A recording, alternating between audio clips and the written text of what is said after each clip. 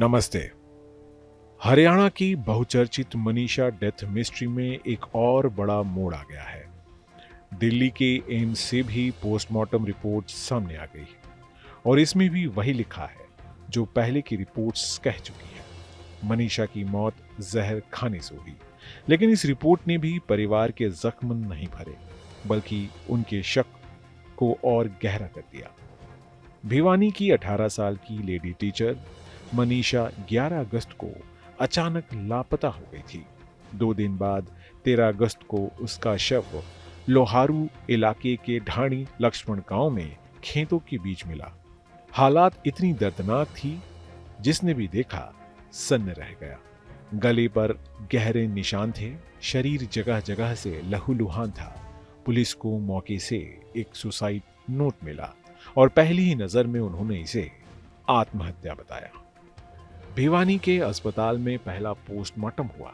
Report में कहा गया मनीषा ने कीटनाशक खाया और उसी से उसकी जान गई। बाद में जानवरों ने शव को नोचा, जिससे शरीर पर गहरे घाव बने। लेकिन परिवार इस नतीजे से संतुष्ट नहीं हुआ। उनका कहना था कि बेटी खुदकुशी नहीं कर सकती, उसकी हत्या की गई है। इसके बाद रोहतक पीजीआई में दोबारा पोस्टमार्टम हुआ। वहां भी डॉक्टर ने साफ कह दिया कि मौत जहर से हुई है, किसी तरह का यौन शोषण नहीं हुआ और गले पर जो निशान हैं वे तेज धार हथियार से नहीं बल्कि जानवर के काटने से बने हैं।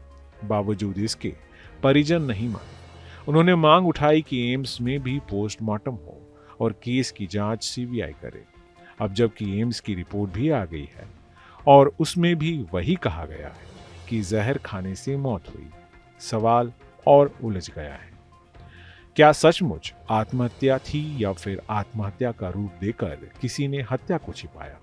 परिजन अपनी जगह अडिग हैं। उनका कहना है कि यह हत्या है। इस बीच हरियाणा की सड़कों पर लोगों का गुस्सा फूट पड़ा। भिवानी से लेकर रोहतक, सोनीपत से जिंद तक जगह जगह प्रदर्शन हुए, कैंडल मार्च निकाले गए। लोग एक सुर में यही कहते दिखे, मनीषा को न्याय दो। मामला बढ़ता गया तो सरकार को भी कदम उठाने पड़े। 15 अगस्त को मुख्यमंत्री नायब सैनी ने भिवानी एसपी मनबीर सिंह को हटाया और लुहारू चौकी के एसएचओ समेत 5 पुलिस कर्मियों को सस्पेंड कर दिया। लेकिन हालात यही नहीं थमे। इस केस में अचानक गैंगस्टर दुनिया की एंट्री हो गई।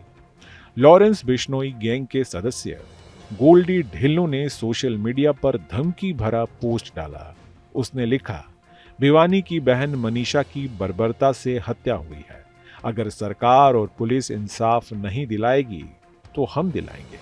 यह बयान सामने आते ही केस और भी संवेदनशील हो गया। इस पूरे विवाद और जन दबाव के बीच गुरुवार को मुख्यमंत्री नायब सैनी ने घोषणा की कि मनीषा की केस की जांच अब सीबीआई करेगी।